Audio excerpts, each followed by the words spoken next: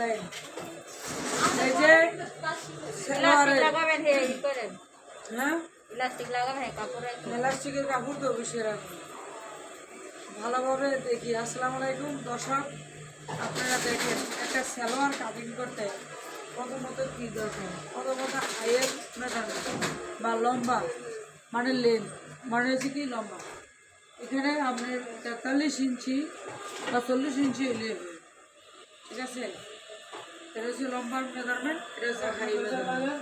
high থেকে আমাদের হচ্ছে এই যে এইখানে লেগ হ্যামের একটা মেজারমেন্ট আছে, এখানে হলো তো আপনার 13 ইঞ্চি 13 14